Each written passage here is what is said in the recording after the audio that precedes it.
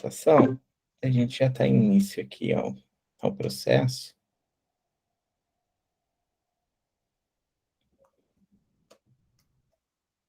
Só peço aí para auxiliar no tempo, tá? Eu não sei, acho que ficou 20 minutos para cada um, né, Emerson? Depois a gente abre para discussão. Isso. Caso vocês queiram me interromper, também fique à vontade, e eu falo bastante, então é bom fazer o controle, que senão daqui a pouco eu passo o tempo do Emerson. Não, mas eu vou tentar aqui me organizar.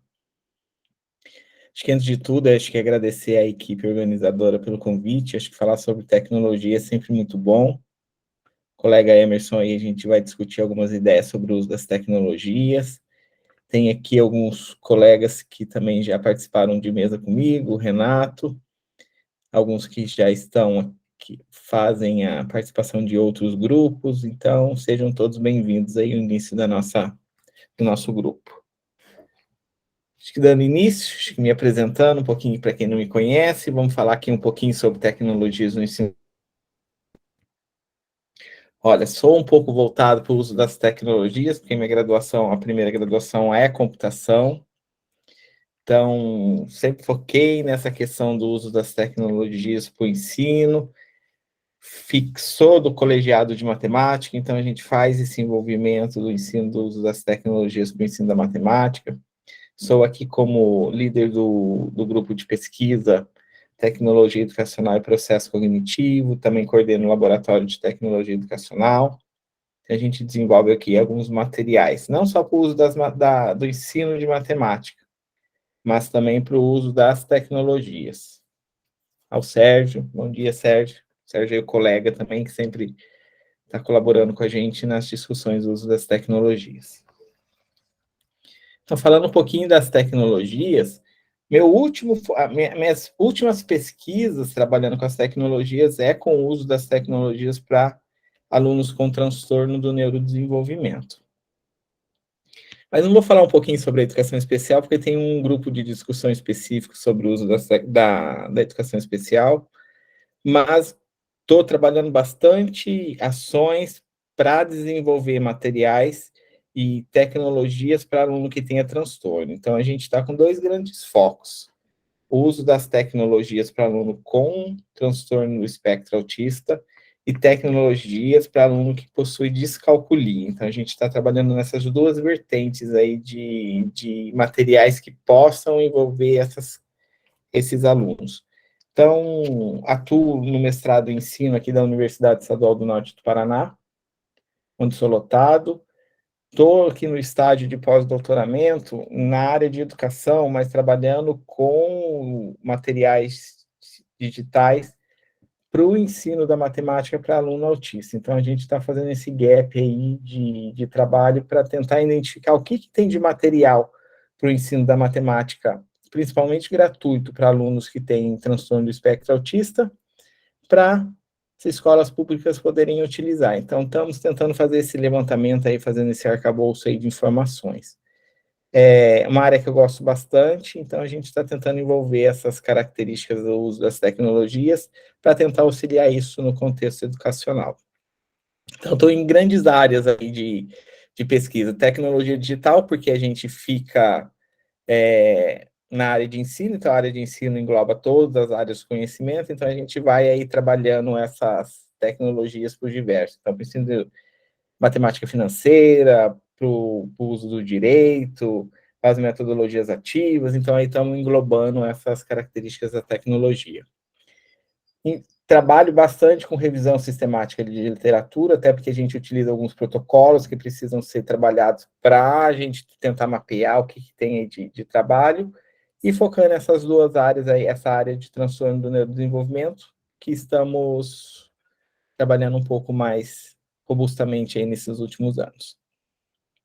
Então, o laboratório que eu estou atuando, a gente possui dois pesquisadores aí que trabalham junto comigo: a professora Marília, que é psicóloga, e a professora Roberta, que é de gestão de políticas públicas. Então, a gente envolve essas áreas para tentar desenvolver materiais aí para o uso das tecnologias, trabalhando na questão da neurociência, formação de professores e a educação especial, isso aí que fazem o contexto aí do laboratório, e este laboratório aí vem auxiliar aí esse desenvolvimento desses materiais e a aplicação desses materiais para o ensino, principalmente para o uso das tecnologias. Então, quando a gente fala a questão das tecnologias, mas o que é tecnologia, né? Como que a gente pode envolver essa tecnologia? Isso é um desafio, né, para o professor. Então, conceito de tecnologia. O que pode ser a tecnologia? O que é tecnologia educacional e a tecnologia digital educacional? A gente vai abordando essas contextualizações até para termos aí uma base aí teórica de que forma essas tecnologias vêm auxiliar. Então, como as tecnologias digitais educacionais vêm auxiliar? Quais são esses contextos que estão sendo trabalhados? Porque a questão do uso das tecnologias, posso pegar aí o quadro é uma tecnologia, vou pegar um software, é uma tecnologia digital, então vou pegar um jogo e inserir dentro da sala de aula. Mas será que eu consigo fazer essa contextualização em todas as aulas? Esse processo de formação aí, principalmente esse processo de formação crítica do professor ao utilizar as tecnologias, ela é muito importante. Até quando eu atuo nas disciplinas, tanto na graduação quanto na pós-graduação, eles vêm, vou trabalhar a tecnologia XXX. Ok, importante você trabalhar, principalmente para você contextualizar e saber utilizar essa tecnologia em sala de aula. Isso é um ponto super importante, aí está quase 50% a utilizar. Mas de que forma eu vou utilizar essa tecnologia? Isso é muito importante. Então, esse processo de formação crítica do professor, ele vem aí trabalhar características e ações. Eu consigo trabalhar essa tecnologia em todos os alunos? Essa mesma formação, esse mesmo material que eu desenvolvo com uma sala X, eu vou utilizar para a sala Y? Esse pensamento crítico de utilizar a tecnologia é o professor que vai contextualizar isso em sala de aula. Até porque eu não consigo utilizar o mesmo software com turmas iguais ou turmas diferentes. Então, a gente que vai nessa perspectiva. Professor, como que eu vou utilizar? Será que ele vai dar o mesmo resultado em todas as turmas? Como que eu posso possibilitar novos cenários utilizando essa tecnologia? Porque eu tenho alunos com características diferentes e salas diferentes. Então, esse ponto de utilização de tecnologias e essa parte de formação e inserção das tecnologias no contexto escolar, essa reflexão vem do professor. Então, como que eu vou utilizar? Daí a gente entra numa outra questão, né? E essa formação do professor ao uso das tecnologias, como está? Como nós estamos trabalhando? Como nós estamos formando este professor para usar as tecnologias? Tanto na graduação quanto formação continuada, daí a gente vai em outras perspectivas de utilização das tecnologias. Utilizar o software X, entro na sala, faço o contexto. Essa formação é rápida? Nenhuma formação é rápida, né? Porque você tem aí o contexto de construção deste conhecimento pouco a pouco. Então, a experiência, ela conta muito também. Mas a gente vai fazendo esse processo de formação aí aos passos, né? Como que eu vou trabalhando? Como que eu vou fazendo essas características? Como que eu vou fazendo essas ações dentro do cenário? Quais são esses desafios que eu tenho que utilizar essas tecnologias? E quais são essas oportunidades que as tecnologias vêm auxiliar aí dentro do contexto educacional? Então, é isso que o professor aí vem contextualizar. Conceito é muito importante, até porque a gente tem que ter essa base conceitual aí para se trabalhar. Mas esse cenário, essas possibilidades do uso das tecnologias, ela vem aí dar todo aí o amparo para se trabalhar essas ações, né? Então, principalmente esse contexto teórico, essa formação e essas possibilidades de uso, o professor aí vem caracterizar tudo isso dentro da sala de aula. Daí eu falo assim, a gente, até o tema, né, do EPREM, Desafios da Educação Matemática no Pós-Pandemia. Acho que todo professor tinha que ganhar um prêmio aí nesse percurso que nós tivemos. Que a tecnologia ela foi muito importante aí neste período. É por isso que eu falo prêmio, professores que nunca nem utilizaram a tecnologia digital, eles foram aí contextualizados um dia para o outro fazer essa formação. Como que eu vou utilizar? Gente, teve muitos professores que utilizaram papel, aí colocava o celular pendurado para tentar escrever, em vez de ter uma mesa digitalizadora. Quantos contextos aí foram sendo inseridos? Quantos materiais foram sendo desenvolvidos? Mas será que depois desse processo da pandemia, essas características do uso das tecnologias, esse processo de formação, sabendo que a tecnologia veio aí contextualizar e veio amparar em alguns momentos, será que elas vão continuar sendo utilizadas? Esse é um processo de reflexão, né? Será que lá na universidade ou na educação básica esse processo continua ou voltou pelo mesma metodologia que era utilizada antigamente, antes da pandemia? Então, processos aí de reflexão, porque a tecnologia ela veio aí dar todo esse amparo. Será que teve um novo ensino? Ou uma nova possibilidade de ensinar? Por meio do que veio? A gente foi aprendendo, a gente vai utilizar esse novo ensino por meio da neurociência, meio do pensamento computacional, pelas metodologias ativas, pelo uso das tecnologias contextualizando todos esses pontos. Então, esses momentos de reflexão, essas oportunidades vêm aí do professor. Como que eu vou utilizar essas características? Como que essas tecnologias aí vêm auxiliar em todo o processo educacional? Então, a gente vem aí contextualizando. Até faço esses questionamentos para os alunos, ou para esses grupos que a gente vem participar. Aprendo muito, até porque a gente tem várias características, vários momentos, ações diferentes, né? Porque a gente tem um grupo aí diferenciado, de diversos contextos aí, vários momentos diferenciados e vários contextos de ensino aqui nesse grupo. Como que eu estou trabalhando? Após a pandemia, do processo que era ensino remoto, a gente continuou utilizando as mesmas tecnologias. Como que a gente utilizou essas tecnologias voltando no formato presencial? Será que eu contextualizei algumas metodologias ativas que a gente sempre pensou? Mas será que a gente realmente utiliza a metodologia ativa, né? Na verdade, esse grupo de discussão, Emerson, acho que vai sair várias perguntinhas aí, né, que a gente vai fazendo nesses processos de reflexão. Mas essa discussão que é interessante, porque... E na educação especial? Não vou entrar na educação especial, que não vai ser o foco da nossa conversa. Mas e na educação especial, como que essas tecnologias foram inseridas e como elas estão sendo trabalhadas, né? Isso veio auxiliar vários contextos aí. Vários materiais foram sendo desenvolvidos neste período para poder ser utilizado. Mas esses materiais que foram desenvolvidos, será que estão sendo utilizados neste momento atual? Então, vamos pensar aí de que forma essas tecnologias.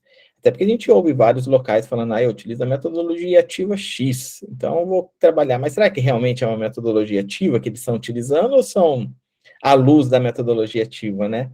Será que esses procedimentos que sejam uma metodologia ativa realmente está sendo cumprido? Você está utilizando as etapas? Igual quando a gente faz revisão sistemática, a gente realmente, será que utiliza uma revisão sistemática com todos os protocolos ou a gente faz etapas da revisão sistemática? A gente utiliza uma metodologia ativa ou utiliza etapas da metodologia ativa, assim, a fim de contextualizar? Isso vai depender do professor.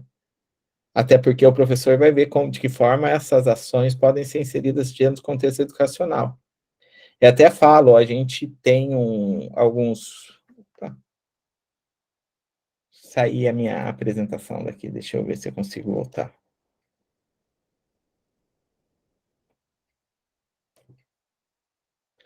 A gente vai fazendo esses processos de contextualização, e eu acho que foi a Ana que me derrubou aqui na sala, hein, Ana? Foi não, professor. Tô brincando, às vezes aqui a conexão, ela cai mesmo. Mas voltou, né, a apresentação. Voltou. Eu só vi que João Coelho saiu da sala, mas João Coelho tá aqui na sala ainda, tá? Mas esses desafios que a gente brinca, né, sobre o novo ensino, será que há um novo ensino, ou as novas possibilidades de ensinar, todas essas questões, eu falo que é o professor que contextualiza, né? Então, a formação do professor, ela é muito importante. Será que nossos cursos de licenciatura realmente formam esses professores, principalmente licenciatura em matemática, para o uso das tecnologias? Como que essas tecnologias estão sendo contextualizadas aí dentro do contexto das licenciaturas? Como que estão as formações continuadas, as tecnologias para os professores que ensinam matemática? Então, isso são características. Há muitos cursos, há disciplina de tecnologia dentro das licenciaturas. Mas será como que está sendo trabalhada essa disciplina de tecnologia? Como estão sendo trabalhados esses cursos de formação continuada?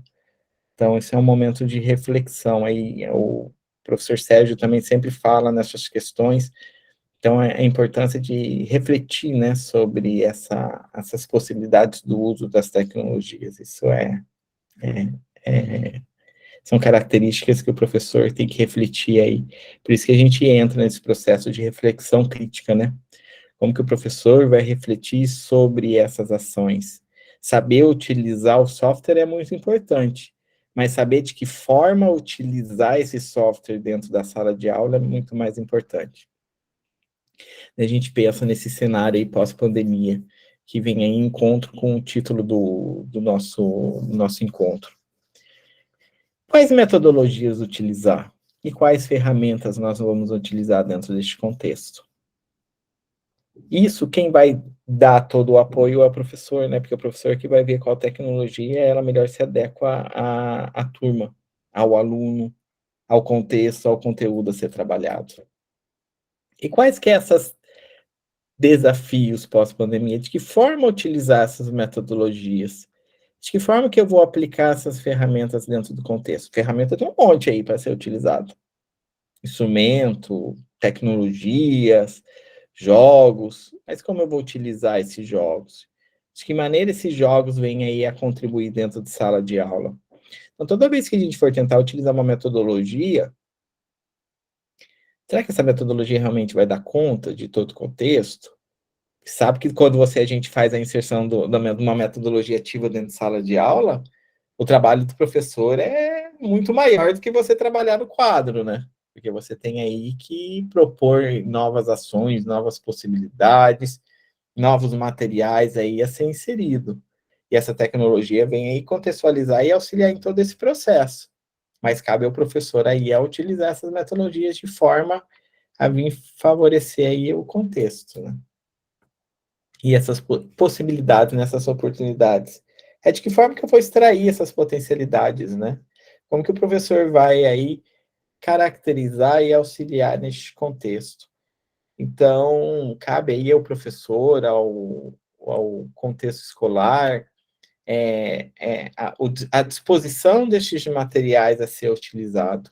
Então, como que eu vou poder trabalhar esses materiais? E aí vem aí na formação do professor. Então, forma que o professor vai trabalhar, como que o professor vai contextualizar isso dentro de sala de aula, essas potencialidades, aí é a base de todo o contexto, todo o ensino do uso das tecnologias dentro de sala de aula.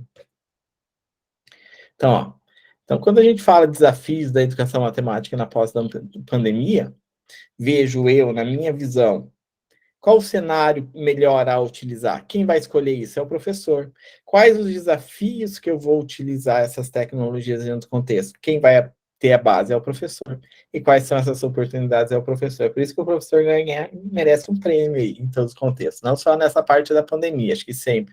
O professor tem que ser muito bem aí valorizado nessas questões, porque a gente que faz toda aí o percurso a tentar utilizar a tecnologia da melhor forma possível, né, dentro das ações de sala de aula. Mas para trabalhar aí, professor que escolhe aí qual metodologia, qual estratégia, qual ação é melhor. Vou utilizar ações da neurociência, vou trabalhar uma metodologia ativa, vou trabalhar um Scratch, vou trabalhar um GeoGebra, isso o professor vai contextualizar. De que forma que o professor vai contextualizar isso? Vai ser de maneira que ele vai ver as possibilidades dentro da sala de aula. O professor que domina aí, que vê de que forma isso vai poder ser trabalhado. Então, esses processos, essas ações que eu vou tentando expor para vocês dessas características, são possibilidades que a gente vai trazendo aí no nosso dia a dia. E eu falo para vocês que eu gosto muito de revisão sistemática, até porque o aluno do mestrado fala, vamos fazer uma revisão aí. Às vezes você não faz uma revisão sistemática, mas pode fazer um mapeamento aí, um mapeamento sistemático, utilizar protocolos um pouco mais rígidos aí, criar umas strings diferentes, para a gente tentar aí ver o que está sendo trabalhado. Então, você tem muitas possibilidades. A gente tem o EduCaps aí, pessoal, que os mestrados educacionais, os mestrados profissionais, eles colocam os trabalhos são depositados dentro dessa plataforma.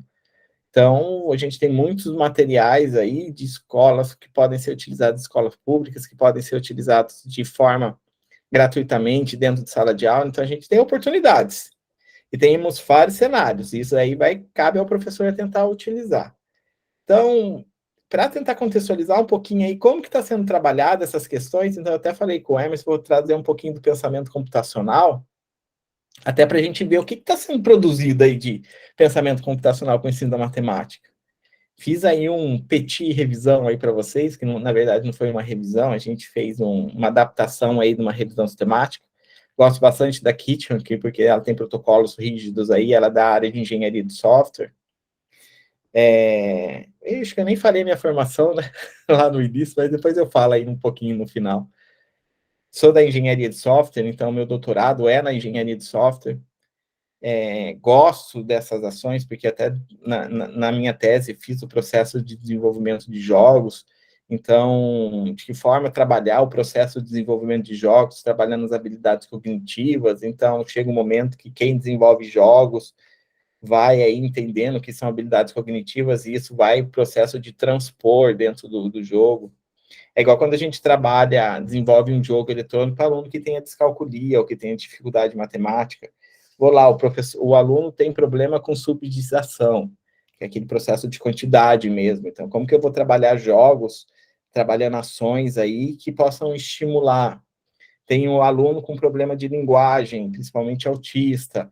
Quais são as ações do jogo que eu vou desenvolver para estimular a parte do cérebro, a parte do Broca? Então, a gente vai trabalhando aí ações que possam ser trabalhadas. Tá? Por isso que sou da área da computação e trabalho um pouco da área de neurociência, então a gente gosta de fazer esses contextos.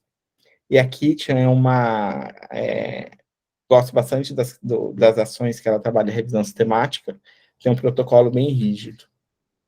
Então, para a gente ver um cenário aí, um mapeamento de um cenário, nem sei se já passei meu tempo, tá, Emerson? Pode me controlar aí.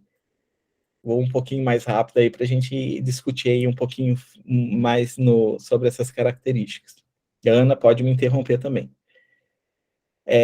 Fiz um mapeamento ali na Biblioteca Digital Brasileira de Teses e Dissertações, do IBIT. Gosto bastante dessa plataforma, dessa biblioteca, até porque a gente consegue fazer busca avançada e fazer blocos aí para criar string gerada, né? Fiz sem intervalo de tempo, tá? Não coloquei intervalo, coloquei o que está sendo produzido. Ó, ela é bem recente, fiz em novembro de 22, 10 de novembro, então ela está bem rápida aí. Não é periódico revisado por pares, tá? Isso provavelmente deve ter sido uma outra apresentação que eu adaptei, porque a biblioteca ela não é revisada pelos pares. A gente faz aí string de busca, eu coloquei 2 strings de busca, tá? Pensamento computacional e matemática. Então, o processo nosso, pensamento computacional é uma coisa que está aí no auge, tá, pessoal? Então, tem bastante coisa aí sendo produzida sobre pensamento computacional, principalmente para o ensino da matemática. Será que a gente tem muita produção sobre isso? E olha que nem tem tempo, tá? Mesmo sendo pensamento computacional matemático um pouco mais recente aí se trabalhar, mas a gente tem bastante trabalho aí envolvendo essa questão. Então, os resultados, eu deixo assim sempre muito bem claro, tá? Os resultados que vieram foi com base naquela string que eu fiz e na base de dados que eu fiz, porque às vezes a gente faz aí uma busca, daí uma vez eu estava numa apresentação, fiz essa base de busca, mas aí a professora falou assim, mas meu trabalho não veio nesse escopo. Eu falei, mas é porque na base de dados, às vezes quando a gente faz o cadastro lá na base, coloca as palavras na busca, vem aqueles resultados. Então, os resultados que eu irei apresentar aqui foi feito na data de 10 de novembro, com aquelas strings e naquela base de dados específica, tá?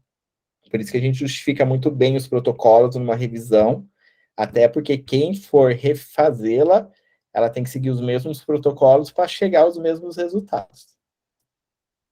Ó, eu fiz no Biblioteca Digital Brasileira de Teses e Dissertações, Fui na busca avançada, coloquei somente nos títulos, porque eu queria saber somente o que vem de trabalhos nos títulos, porque daí depois eu faço um mapeamento um pouco maior nesses resumos que aparecem. Ou pode até fazer depois uma snowballing aí das referências que estão sendo trabalhadas. Ó, somente 12 resultados, então não é assim um número muito grande. Então foram 10 dissertações e 2 teses que foram encontradas que tenham as palavras pensamento computacional e matemática nos títulos, tá? Então vem ali, ó, o primeiro trabalho. E vocês podem ver, ó, não é muito longe não a data de 2017, então tem 5 anos aí em média. Uso do pensamento computacional como estratégia para a resolução de problemas matemáticos. Pensamento computacional na educação básica, uma abordagem para estimular a capacidade de resolução de problemas na matemática. Pensamento computacional integrado à matemática, uma proposta de atividades de estudo para sexto ano do ensino fundamental 2. Pensamento computacional na prática, uma experiência usando Python nas aulas de matemática básica. Pensamento computacional no processo de aprendizagem da matemática, nos anos iniciais, não, nos anos finais do ensino fundamental. Formação em pensamento computacional utilizando Scratch na formação de matemática e informática da educação fundamental. Processos e subprocessos do pensamento matemático avançado identificados nas habilidades do pensamento computacional. Desenvolvimento de habilidades matemáticas com a inclusão do pensamento computacional nas escolas do ensino fundamental. Educação matemática e desenvolvimento do pensamento matemático no terceiro ano do ensino fundamental. Crianças programando jogos com Scratch. Pensamento computacional articulado à resolução de problemas no ensino da formação inicial de professores de matemática. Uma abordagem a partir da teoria do role case. A formação de professores formadores de matemática da rede municipal do ensino teresiano. Uso pedagógico das tecnologias com ênfase no pensamento computacional, ensino e aprendizagem da matemática na educação básica, utilizando as tecnologias de desenvolvimento do pensamento computacional, abordagem com Scratch, Portugal, Python e GeoGebra. Ó, quantas ferramentas.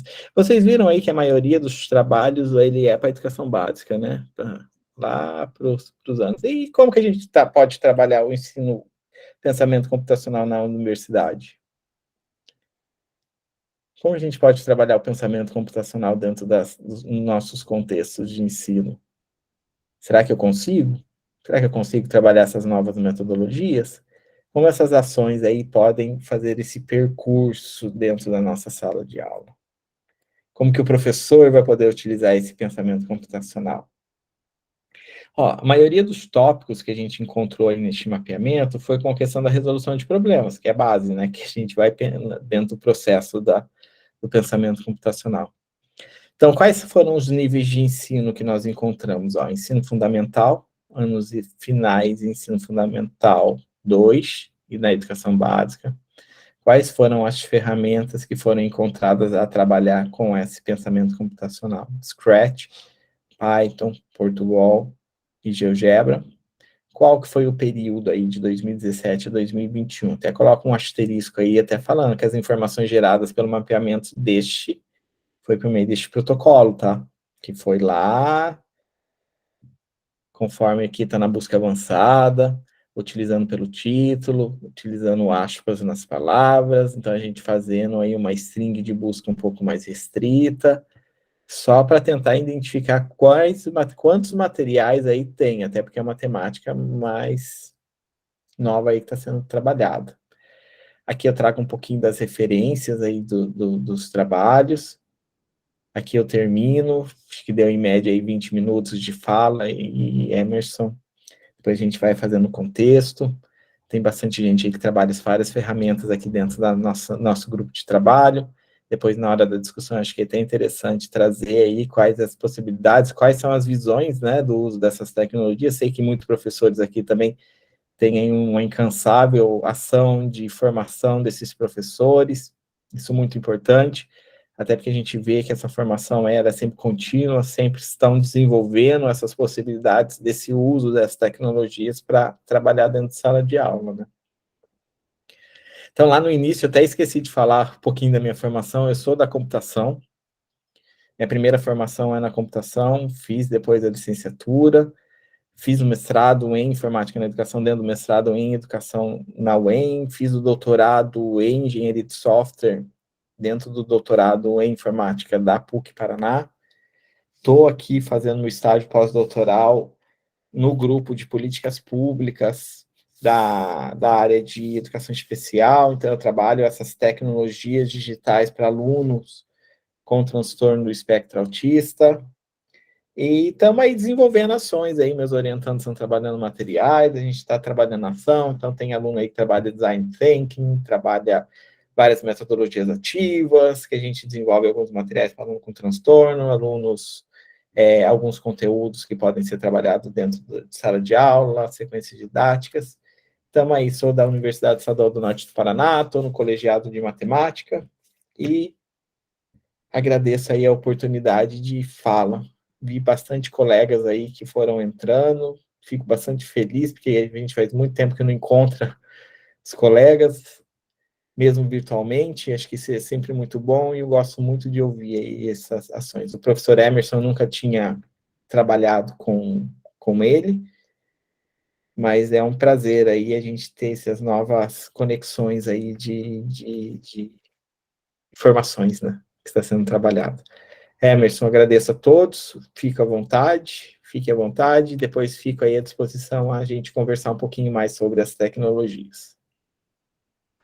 Ótimo, João. Bom, primeiramente, prazer em conhecê-lo, né, ainda que virtualmente, e tenho certeza que vai ser um prazer trabalhar com você nesse momento.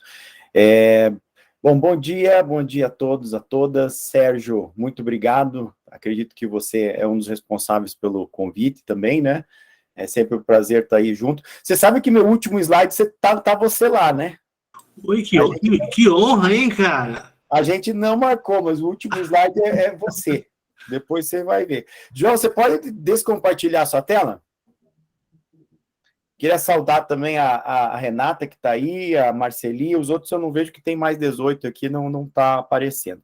Bom, a Marceli faz tempo que eu não a vejo, conheço também há muito tempo. O professor Sérgio aí, ó, é um colega sempre nos auxiliando lá na universidade, e sempre um prazer aí trabalhar com vocês. O Sérgio, ele já está mundial, né? GeoGebra mundial. Então, tem gente de El Salvador, Panamá. Inclusive, de El Salvador é um aluno meu que eu sempre falo assim, vai lá e faz o curso do Sérgio. Acho que ele já fez umas 3 edições já. Mas legal, Sérgio, muito bacana. Graças à sua divulgação aí, meu querido professor Emerson. Muito legal. Bom, então, primeiramente, me apresentando, meu nome é Emerson, sou professor da Universidade Federal do Paraná. Me assumo aí, né, como um professor de sala de aula, tanto com formação de professores agora na licenciatura, mas também como professor de educação básica durante alguns anos. A minha área de pesquisa, hoje ela não é diretamente relacionada com tecnologia, mas dentro da formação de professores eu tenho trabalhado, e já foi, né, em algum momento, isso porque dentro do nosso programa de pós-graduação em Educação em Ciências e Matemática, alguns colegas assumiram essa vertente, o professor Marcelo Mota e o professor Kalink, e eu acabei ficando ali com outras demandas, mas sempre interessado e sempre, enfim, né, sempre interessado nas tecnologias. E até, aliás, por não estar diretamente relacionado, e sempre sendo chamado para bancas, etc. e tal, o meu olhar, às vezes, tem outro tipo de criticidade, né? E é por isso que essa fala, ela fala um pouquinho da minha trajetória com tecnologias, um pouquinho da minha formação, e ela vai falar também sobre algumas maldades que eu estou vendo, né, percebendo como educador matemático, no uso das tecnologias, e finalizo com algumas propostas, reflexões, para que a gente possa dar uma dinâmica aí no nosso diálogo. Bom, vamos passar então para a proposta, né? Compartilhar reflexões sobre tecnologias digitais na formação de professores de matemática, refletir sobre algumas maldades no uso da tecnologia, e apresentar uma pauta de pesquisa e atuação, né? Vou colocar aqui entre aspas, né, algo muito, como vou dizer assim, ousado, né, talvez, né, falar que eu apresentar uma pauta, mas é algo, né, das minhas reflexões como formador de professor e como professor de matemática em sala de aula. Bom, vou falar aqui sobre o primeiro tópico, né, sobre formação de professores, é uma breve discussão disparado por experiências como estudante e como formador de professores. Eu trouxe essa discussão no EPTEM, eu resumi essa discussão para disparar algumas questões que eu acredito que são pertinentes. Bom, em primeiro lugar, queria dizer para vocês o meu primeiro contato, né, com as tecnologias foi nesse evento, né, foi no 5º EPREM na década de 90. Para vocês terem uma ideia, naquele EPREM devia de ter talvez uns 50 participantes, né, no todo. Foi feito com a professora Ivonélia Crescencio da Purificação, uma professora muito querida, depois me ajudou muito no meu mestrado, e infelizmente faleceu precocemente num acidente de carro em Mato Grosso, juntamente com mais 2 colegas, né, com o professor Chateaubriand, professor Chateau, que era uma pessoa queridíssima, um expoente da etnomatemática naquela época, e o professor Ronaldo, também um grande colega. E a professora Ivonélia, naquele momento, me traz exatamente num computador muito parecido com esse. A gente começava a trabalhar no tal do DOS, né? Foi assim que eu comecei o meu trabalho com tecnologia. E simplesmente ela fala assim: olha, a gente construa um quadrado. Isso era feito no Cabri 1, que a gente chamava, e era feito no DOS. E o Emerson ia lá, né, pegava, fazia o quadrado. Eu falei assim para a Ivonélia, né? Falei assim: Ivonélia, terminei, né? E daí você fazia só o quadradinho, e daí ela chegava lá com o mouse e destruía o meu quadrado, né?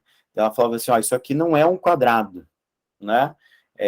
Você não usou as propriedades do quadrado, porque a intenção do GeoGebra ou do software de geometria dinâmica, naquela época, Cabri, era que você usasse as propriedades. E é muito interessante que eu replico essa mesma atividade da década de 90 e as coisas acontecem exatamente da mesma forma. Então, quais são as reflexões que a gente tira dessa atividade, dessa simples atividade? Primeiro, a tecnologia sendo utilizada para a criação de um problema, sem a qual o problema não existiria. E assim a gente evita a domesticação da tecnologia. O que acontece nesse sentido, né? Isso me ajuda a fazer reflexões que eu vou trazer lá no final, e inclusive falando das maldades, né? O que acontece?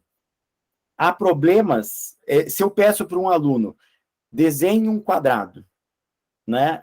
No papel, isso não é um problema, porque não há uma problematização ali, né? Já na tecnologia, desenhe um quadrado que ele continue um quadrado se eu arrastar os vértices dele. A tecnologia, ela cria esse problema. Esse é um deles e há muitos outros, né? Inclusive, alguns vão aparecer aí já na sequência.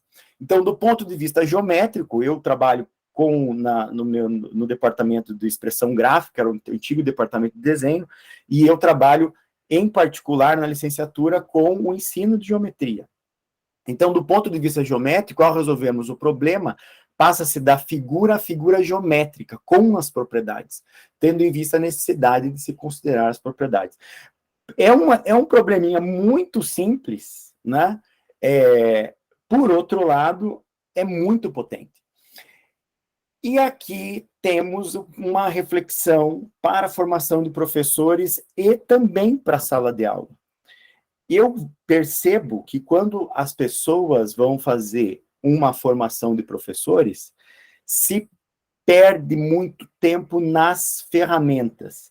Então, vamos fazer essa ferramenta aqui, vamos usar aquela ferramenta lá, etc. e tal, e esquecem que você está tomando um tempo muito importante para fazer uma problematização matemática, e que, tendo em vista que os softwares hoje em dia são muito intuitivos, né, essa exploração poderia ser feita pelo próprio usuário, né? Então, não é incomum, quando a pessoa vai fazer uma formação, ficar só na vertente técnica, supondo, inclusive, que a pessoa, né, o usuário, o professor, vai dominar todo o software, o que é absolutamente impossível. Inclusive, a ideia de que eu preciso dominar o software para colocar isso em sala de aula é um dos motivos pelos quais os professores não levam isso em sala de aula, porque eles nunca vão dominar, mas eles acham que tem que dominar. Bom, essa experiência foi na graduação, né, também na graduação, aí também estamos na década de 90. Esse professor, o professor Kobrusli, ele jamais pode imaginar o quanto ele foi importante para a minha formação. Chega lá, né, ele traz numa aula, até assim, agradeço enormemente, é uma professora de metodologia, ela falava assim para a gente, olha, eu não sei nada de tecnologia, então vou trazer quem sabe. Então o moço veio lá do Rio de Janeiro, que tinha que ser importado, inclusive, a pessoa, porque não tinha ninguém que trabalhava com tecnologia naquela época aqui, e ele me traz 2 disquetes, né, quem tenha um pouco mais novo que eu, disquete vocês disquete, aquele negócio aqui, ó. Curiosamente, o disquetezinho é um ícone para salvar, né? As pessoas podem ficar imaginando, por que aquele ícone é um disquete? É porque é isso, e servia para guardar dados, né? Isso para falar da nossa época. Ele veio com 2 disquetes, com um tal de Sketchpad. Nossa, daí esse Sketchpad eu coloquei, instalei, e é incrível, porque ele era muito bom para a época, né?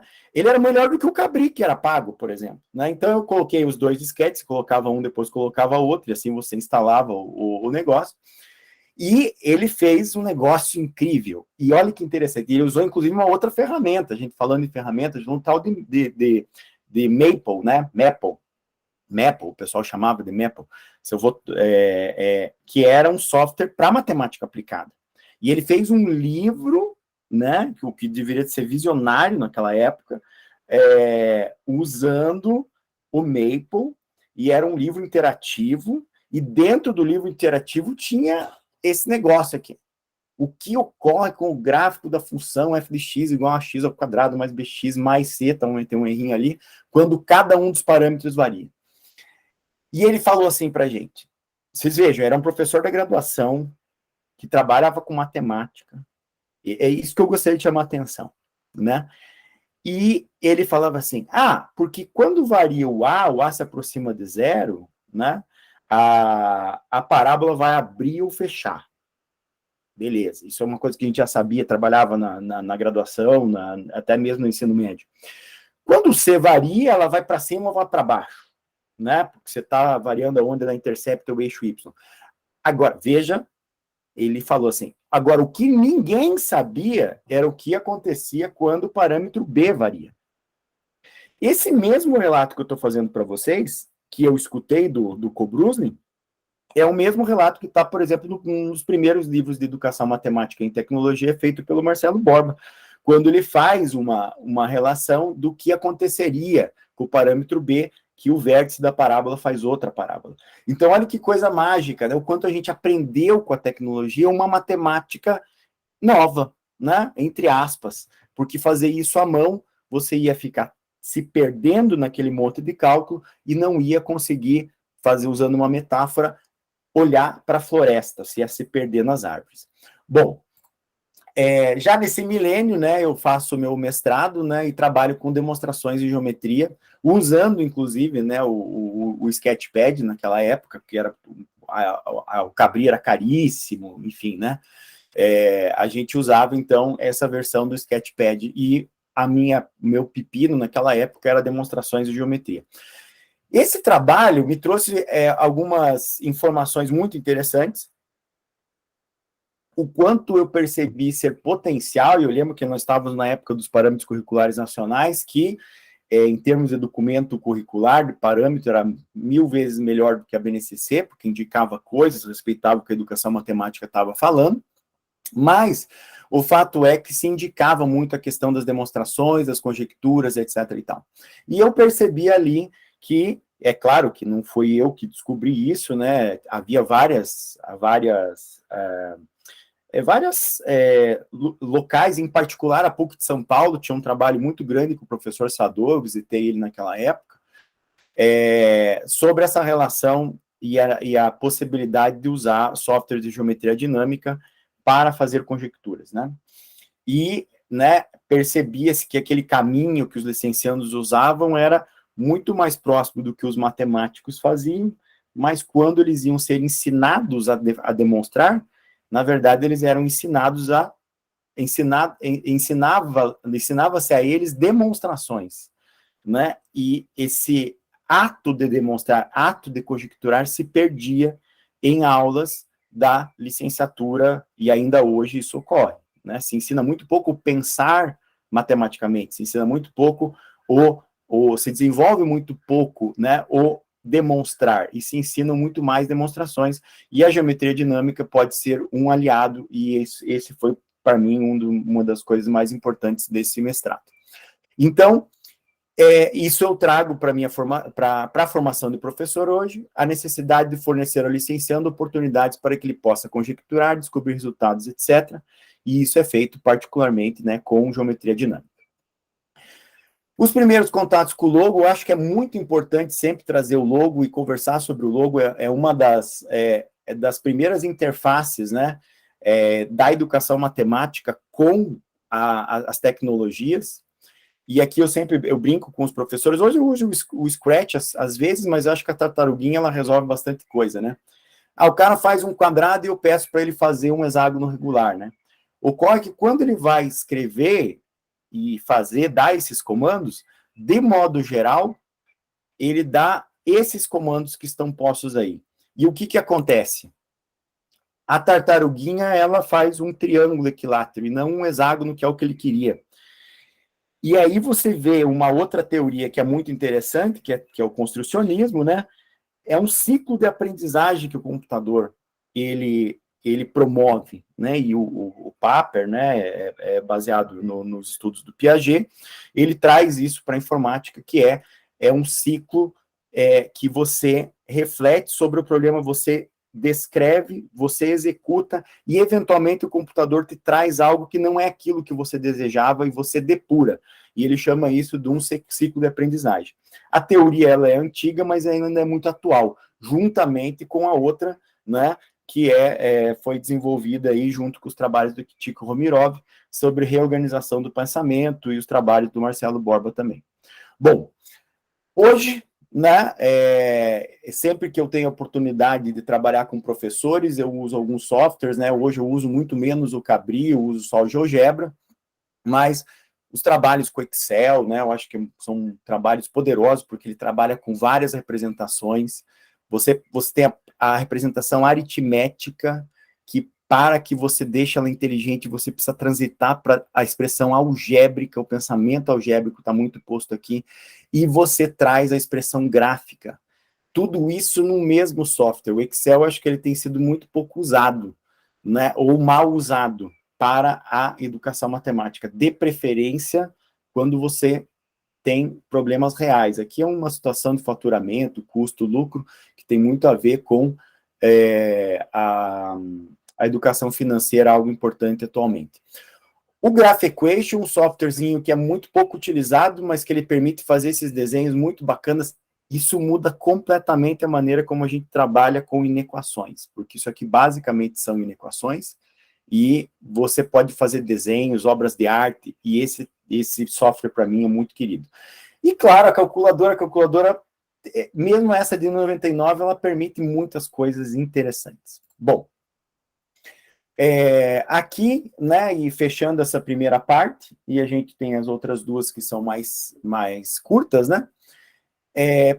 Bom, quais que são as minhas metas, né? Primeiro, proporcionar experiências de reaprendizado de conceitos usando tecnologias. O que eu quero dizer com isso, né? Quando eu vou trabalhar com um professor, a minha intenção, ou com um futuro professor, a minha intenção é que ele reaprenda conceitos usando tecnologias, com a esperança, né, de que ele vai utilizar isso em sua sala de aula, porque ele sentiu um prazer de aprendizado. Incentivar os professores e futuros professores de matemática a desenvolver atividades que levem os alunos a conjecturar, realizar demonstrações, criar teoremas, enfim, fazer matemática.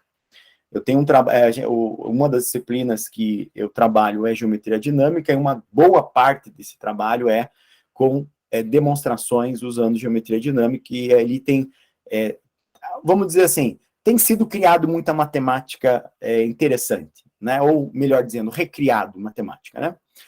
Instrumentalizar o professor a criar sequências didáticas usando ferramentas tecnológicas, isso é algo que eu tenho feito mais recentemente, sobretudo porque hoje a questão aí tem muito da questão técnica, né?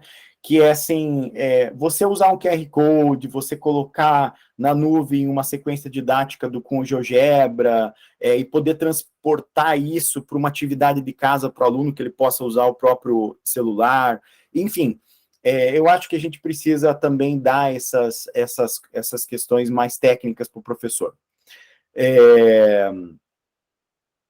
Já te respondo, Renato. Discutir possibilidades metodológicas específicas, por exemplo, a caixa preta é uma coisa muito bacana, né? Caixa preta, você pega, coloca alguns objetos que se mexem no cabris de uma determinada maneira, né? E o aluno ele tem que usar das propriedades para descobrir como que aquela construção foi feita, por isso que o nome é caixa preta, né? E possibilitar acesso a softwares mais recentes, e aqui eu chamo a atenção para o Gapminder, que é um software fabuloso para trabalhar particularmente com estatística e traz dados reais, é uma coisa muito bacana. Quem quiser saber mais, depois a gente pode colocar aí no chat, mas tem infelizmente ele faleceu, né, o Hans Rosling, o nome dele, se não me engano, é um estatístico, e ele tem alguns vídeos no YouTube, 200 países, 5 minutos, alguma coisa nesse sentido.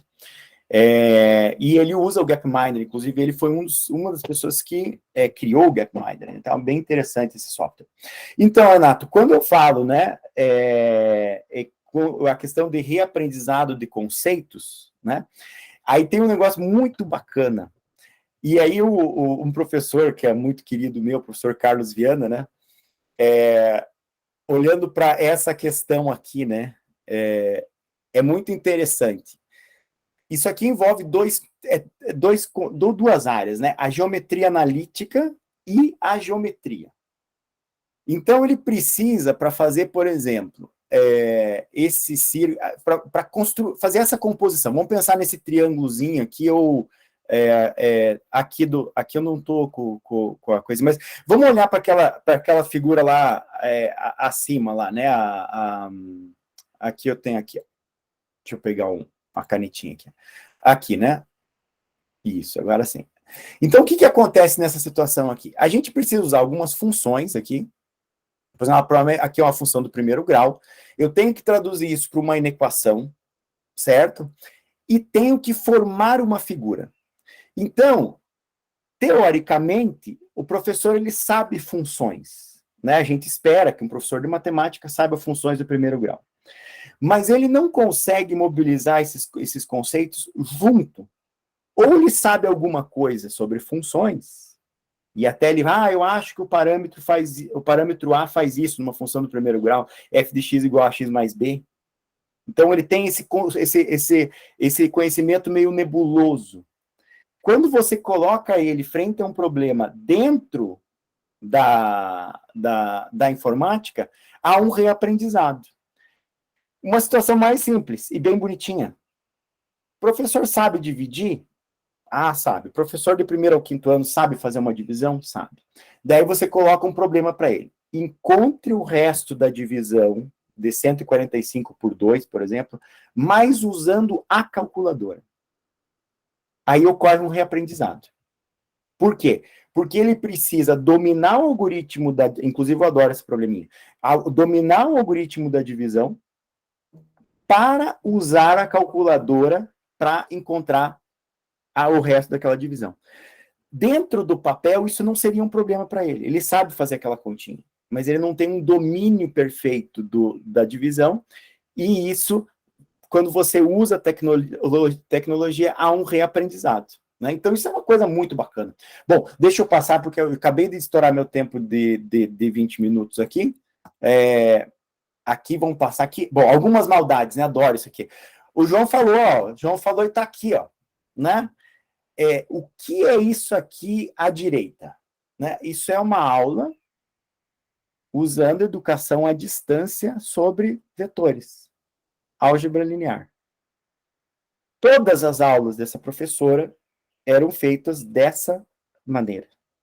Aula em EAD, alunos na frente do computador, com vários softwares que poderiam ser utilizados, mas a aula era uma mão sendo filmada. Assim, agora veja, né? É claro que, aqui a gente está num tempo um pouquinho anterior, eu estou falando de uns 5, 6 anos, pré-pandemia, né? Mas é uma domesticação da tecnologia. Às vezes eu tenho um baita de uma, vamos dizer assim, eu tenho várias câmeras numa sala, etc e tal, mas eu faço isso. A esquerda é mais forte ainda, né? Você tem, você está usando jogos, que bacana, tal, não sei o que, mas somente para trabalhar a tabuada de novo, e assim por diante. Esse aqui me incomoda pra caramba, viu? Isso aqui me atravessa, sabe? A qualidade das atividades apresentadas. Então, a interface do Scratch é linda, daí a pessoa vai lá e faz um jogo maravilhoso, super bacana, tal. E dentro do jogo, a pessoa precisa fazer um percurso e ela precisa responder algumas questões da matemática. E daí a qualidade dessa atividade é tenebrosa. Então, a tecnologia é super, mas a qualidade da atividade posta ali é ruim. E isso é muito perigoso, tá? Porque, por exemplo, esse caso é baseado em fatos reais, né?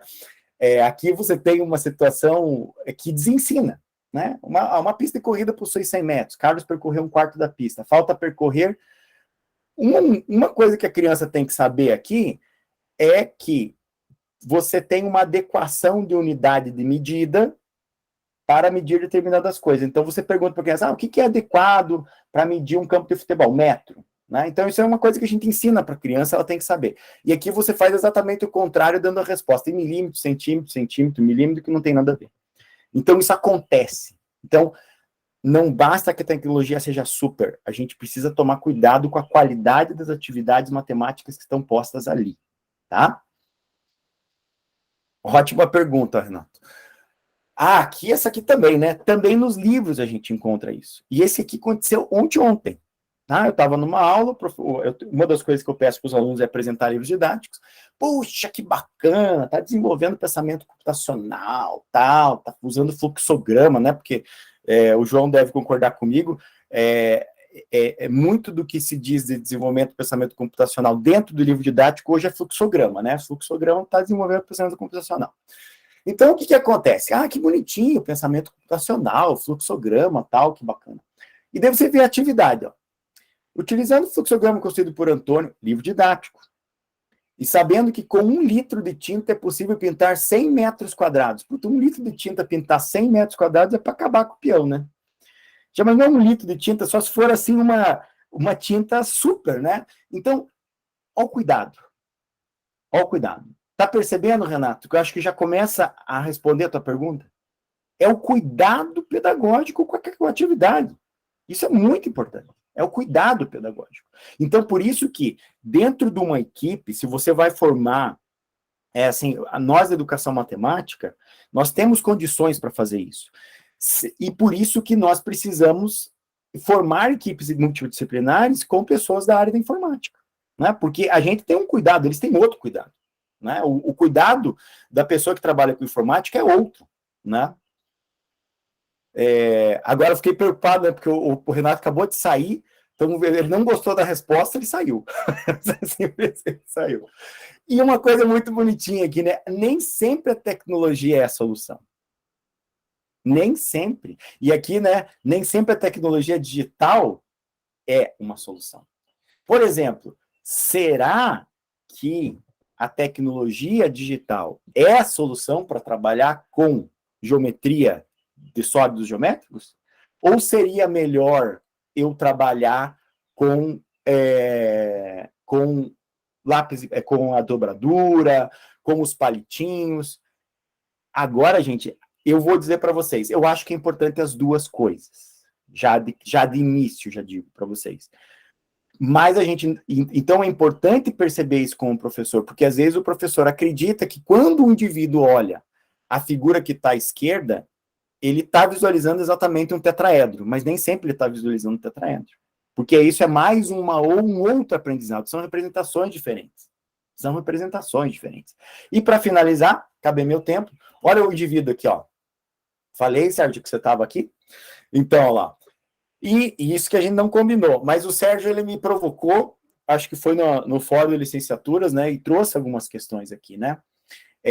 E aqui foi disparado, na verdade, né? Não foi exatamente o que o Sérgio falou, mas primeiro, né? Produzimos tecnologias e somos produzidos por elas. É muito importante que a gente sempre tenha isso em mente, que nós somos produzidos pelas tecnologias e nós não temos problematizado isso, né? Por exemplo, agora eu vou trazer um outro colega nosso, inclusive do Sérgio, né? O Viola fez essa experiência, né? Ele coloca lá, né? Pede para os alunos dele de licenciatura. Eu não sei se o Sérgio sabe dessa história. Pessoas feias, lá no Google. E uma boa parte das pessoas feias que aparecem por primeiro são pessoas negras. Isso é uma maneira como e veja, aqui eu estou pegando uma situação muito, muito particular, certo? Daí a gente pode expandir isso. O quanto nós somos produzidos pelas tecnologias. Né? Porque a gente produz, mas ela produz a gente também. Né? Ela produz a polarização. Ela vai me recomendando coisas cada vez mais à direita ou mais à esquerda do espectro político. Ela me produz. E a gente precisa problematizar isso. Então, a gente está satisfeito com a sociedade que a tecnologia tem produzido? Essa é uma pergunta. Cada vez mais as tecnologias moldam hábitos, produzem gostos, valores, inculcam valores, ideias. Como funcionam esses algoritmos que têm nos produzido?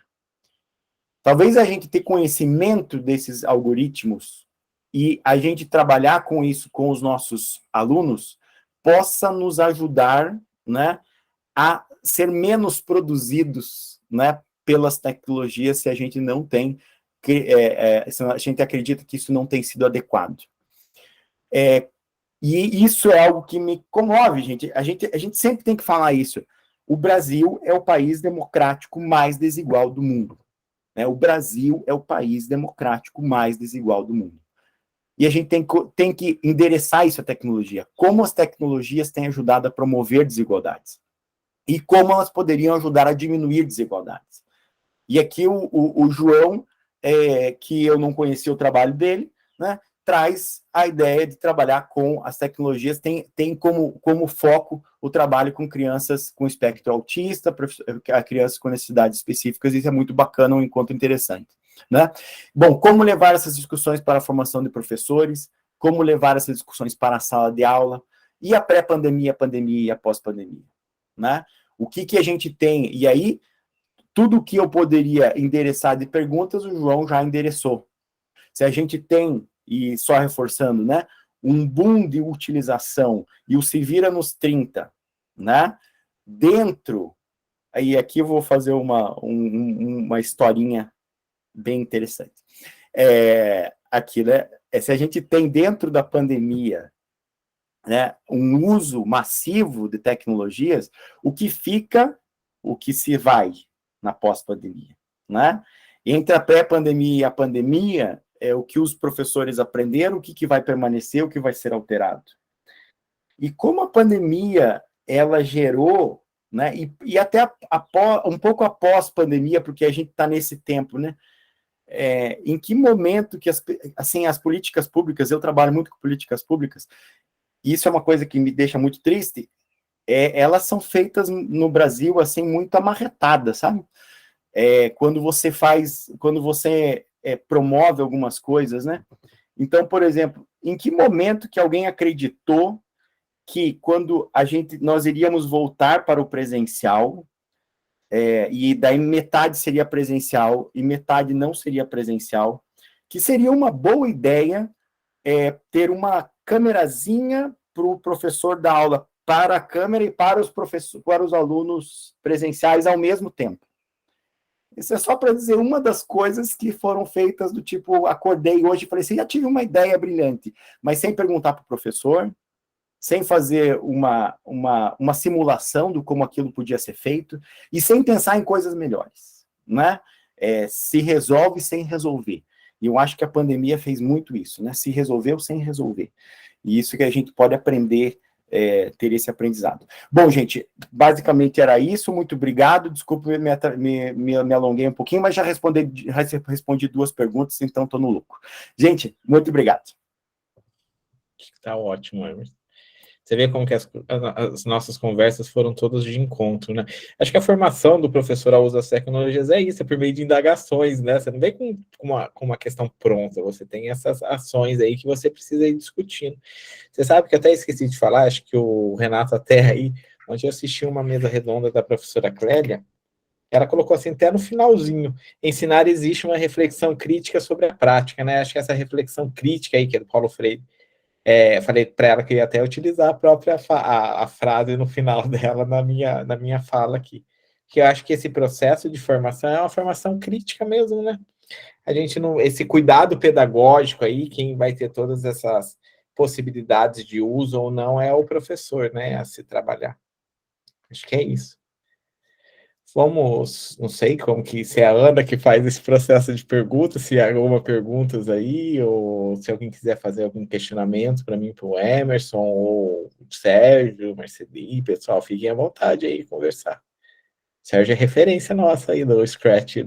Você sabe que você utilizou o software, o da estatística, até fui fazer uma pesquisa aqui para ver se tinha alguma dissertação ou tese sobre ele, e não tem não, e ele tem várias possibilidades de uso aí, acho que fica muito bom.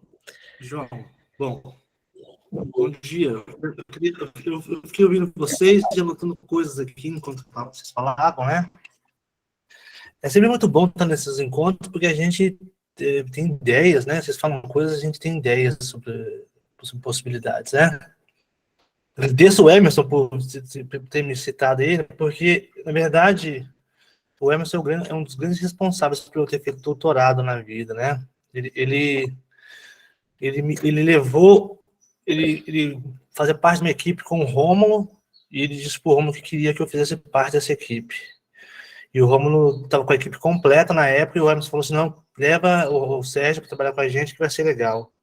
E depois desse momento, dessa equipe com o Rômulo, com o Emerson, com a Regina Burias, com outras pessoas, a Magna, outras pessoas tão interessantes, eu conheci o Rômulo e pude fazer doutorado na área. E há quem diga assim, mas como tem a ver com tecnologia? É sobre o que mais a gente conversava. Eu e o Rômulo é sobre o uso de tecnologia, né? Bom, eu queria apontar algumas coisas que vocês falaram que eu achei muito bacana, tá? Eu penso que está na hora da gente... Eu coloquei aqui, ó, tecnologia na educação matemática e trocar por computação na educação matemática. Está na hora de a gente começar a pensar sobre isso seriamente, tá? Porque tecnologia na educação matemática cumpre alguns papéis e acho que computação na educação matemática vai ajudar a gente a aprender e ensinar matemática e vai ajudar a gente também a formar um cara para poder atuar no mundo do trabalho do que se espera atualmente. O Emerson destacou a questão do Excel e eu concordo plenamente. Eu acho que o Excel é pouco usado e deveria ser usado mais. Aí alguém fala assim, mas em vez do Excel, por que não o Calc? Porque o mundo do trabalho, ou o campo do trabalho, usa mais o Excel. O meu filho, por exemplo, de 15 anos, quando ele falou assim, pai, que curso eu faço? Faça curso de Excel, filho, e faça curso de Word, porque isso vai garantir para você um tipo de empregabilidade. E foi dito e feito. Ele foi contratado num trabalho de jovem aprendiz, agora num outro trabalho, porque sabia Excel e sabia Word. Então, acho que a gente precisa também utilizar isso. Não somente para ensinar e aprender matemática melhor, mas para que as pessoas também tenham possibilidades de oferecer qualidades para o trabalho. E, se a gente lida com classe trabalhadora, eu acho que essa é uma iniciativa interessante.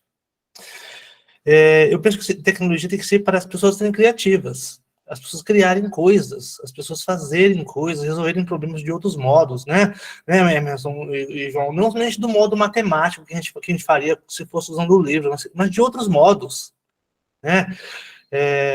Vou resgatar Seymour Papert, Emerson, eu acho que é isso que a gente tem que fazer, resgatar, voltar a ler Seymour Papert. Acho que a gente tem abandonado um pouco, se distanciado um pouco disso, e ele não foi devidamente explorado, né? O Armando Valente tentou fazer isso, juntamente com Paulo Freire, mas não teve o êxito. A gente tem que resgatar os textos e voltar a lê-lo, tá bom? Metodologias ativas. Quando falo metodologias ativas, João, eu leio assim, problemas usando tecnologias que colocam os estudantes em projetos.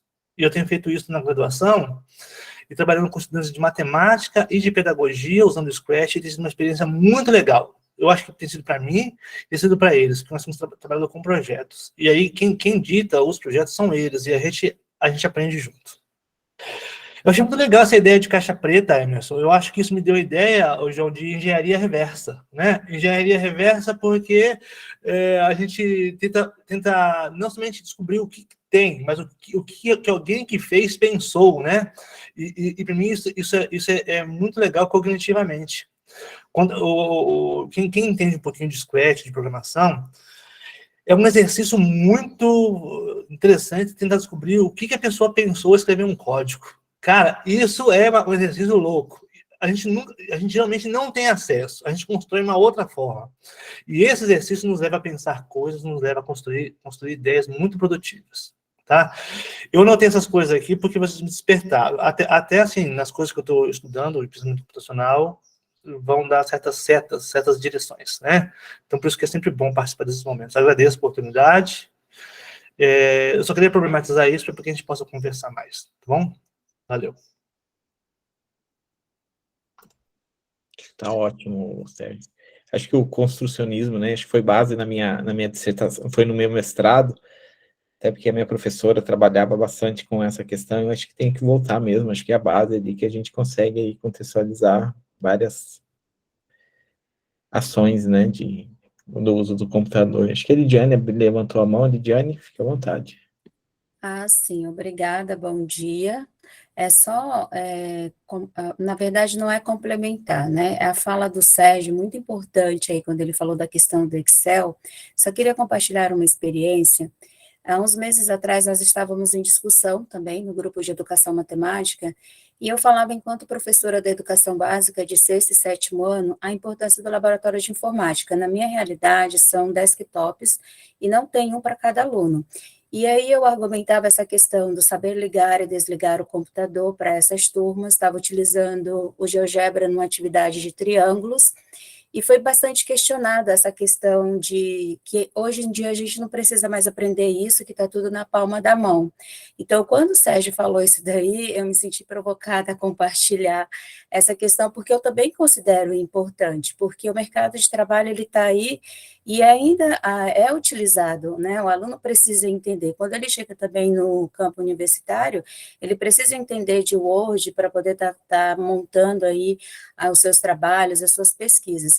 Então, só para agradecer aí pela fala, a vocês pelas apresentações, enriquece o nosso trabalho e nos ajuda em sala de aula, né? No chão da escola é muito importante. Obrigada. A gente que agradece, acho que a experiência, né, Emerson? Acho que a gente sempre revê algumas questões, igual o Sérgio falou, a gente vai aí criando novos pensamentos nessa questão aí, acho que cada fala que cada um vai trabalhando, a gente vai tendo novas perspectivas. Acho que essa construção aí que é interessante. E eu vou fazer uma parte, antes de passar para o Marcelinho, que eu acho que é muito importante, né? Até um pouco também provocado pelo que o Renato falou. Eu tenho muito cuidado quando eu falo com professores, né? O Rômulo tinha muito menos, mas é assim, né? Isso era uma discussão que eu tinha com ele. Que é claro, né? Falar assim, porque o professor Ernst falou da discussão, atividade, matemática, de qualidade, será que o que eu estou fazendo tal, não sei o que, não sei o que. A impressão que eu tenho é que a gente sempre joga um banho, e muitos pesquisadores fazem isso, né? Joga um banho de água fria nas iniciativas dos professores, né? E não é legal isso, né? Não é para jogar um banho de água fria, é só para a gente sempre refletir sobre as atividades, né? E aí o endereço que eu dei, sobretudo para aquela situação do Scratch, né? De às vezes você pegar, você faz um jogo maravilhoso, tal, é o endereço da pesquisa, muito mais do que da sala de aula, tá? Eu vejo às vezes pesquisas que o que eu mais faço na minha vida é participar de banca de dissertação e tese de doutorado. Acho que é uma das coisas que eu mais faço na minha vida. E muitas vezes eu me incomodo com aquilo, né? Assim, eu olho uma qualidade e um empenho enorme para fazer um jogo bonitinho, tal, mas a qualidade matemática, da atividade matemática é muito ruim. Bom, eu tenho me preocupado muito com isso, eu acho que o Brasil, nós temos problemas com relação a isso, em termos de qualidade de atividades matemáticas, e quem está nessa, né, eu super recomendo, eu vou colocar aqui depois no chat aqui, tá? alguns materiais que são de fora, porque trabalho muito com a questão do pensamento matemático. Marceli, és tu. Bom dia a todos, né? Prazer encontrar os colegas aqui. Quero agradecer, né, pela fala de vocês, assim, que, como o Emerson falou, né, acho que acabam atravessando a gente, né, e trazem, assim, reflexões muito para além, né, daquilo que é só o uso, né, da tecnologia na sala de aula e de uma forma muito rasa, mas nos coloca, assim, numa necessidade, né, de pensamento crítico, posicionamento crítico diante daquilo que a gente tem enquanto país. Então, eu quero agradecer isso, né, e aí eu fico pensando, assim, também, né, a própria, esse vai e vem, né, da própria área da tecnologia, que a gente vai tendo, o Sérgio falou, né, da necessidade da computação, e a gente viu isso já nas licenciaturas, né, essa presença da programação, vamos dizer assim, nos cursos de licenciatura. Claro que eu acho que numa outra abordagem, né, às vezes muito mais para contemplar a questão da matemática aplicada, talvez, né, e preparar para uma pós-graduação nessa área e tudo mais. E quando o Emerson falou ali da caixa preta, me veio a ideia, né, porque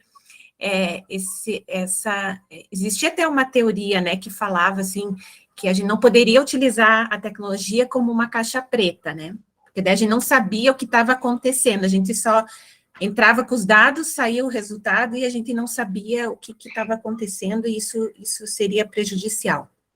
Lá acho que foi no primeiro EBRAPEN que eu participei lá em Rio Claro, né, enquanto aluna de graduação.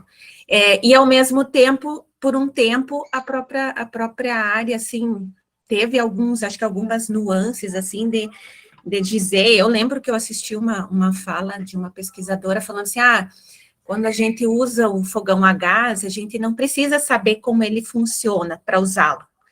E fazendo uma analogia justamente à tecnologia. Então, eu acho que...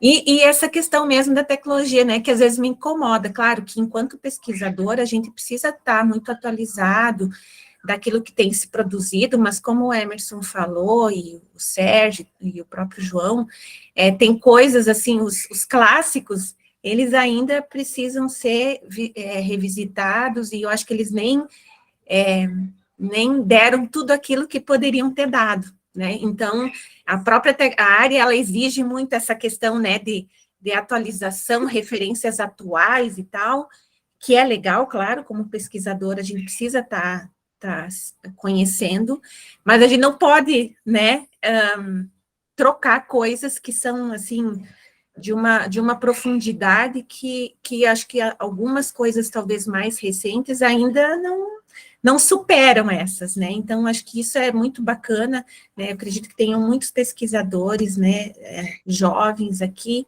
então vale a pena conhecer, né, e claro, né, nos coloca esse desafio da gente sempre ter esse pensamento crítico, acho que isso né, às vezes, por conta de uma novidade, a gente negocia aquilo que é inegociável, isso a gente não pode fazer, né, seja tanto em termos teóricos, né, que eu acho que do que a gente está falando do Papert, do Valente, né, das contribuições deles, e seja naquilo que é mais amplo, né, em termos de compromisso social, né, isso é uma coisa que eu acho que é muito sério, que o Emerson traz, e que às vezes a gente separa as coisas, né, não, isso aqui é tecnologia na sala de aula, atividade para matemática, blá, blá, blá, e esquece que a gente que isso aí faz parte de um contexto mais amplo, e como que isso se relaciona, né, então, eu agradeço muito por terem me propiciado essas reflexões aí, muito obrigado mesmo. Bruna. Oi, gente, prazer, viu? Eu estou falando de Goiânia, me formei em 2004 aqui pela UFG de Goiás, e me vi por muito tempo na escola, com metodologias tradicionais. Por um tempo eu me afastei para a área administrativa também. E esse encontro está sendo muito especial, porque o tema dele, né, relacionado à pandemia, e foi exatamente durante a pandemia, durante as aulas à distância, né, forçadamente, né, fomos forçados a essas aulas à distância.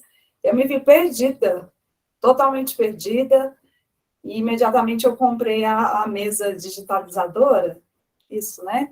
E aí, assim, a gente fazendo adaptações, depois teve o retorno a essas aulas presenciais, com esses alunos totalmente, né, modificados em relação a até comportamentos de afetividade, né, enfim. Então, está sendo muito prazeroso participar desse encontro. Eu estou aqui com meu caderninho anotando tudo, porque eu estou com um pré-projeto de mestrado, estou até caminhando para 2 entrevistas, tá, em Minas Gerais, e é exatamente sobre o uso das tecnologias, das metodologias ativas, mediadas pelo uso das tecnologias digitais. Então, muito obrigada, professor João, Emerson, Sérgio, está tudo anotadinho aqui, vocês vão contribuir bastante, né, nessa minha entrevista, que está tudo já meio organizado, mas vocês tiveram falas e exemplos muito importantes, eu só tenho a agradecer, e realmente essa pandemia me fez perceber que eu precisava mudar minhas práticas, eu precisei passar por isso, e eu vejo que muitos professores têm essa vontade, nós fomos forçados, como eu disse anteriormente,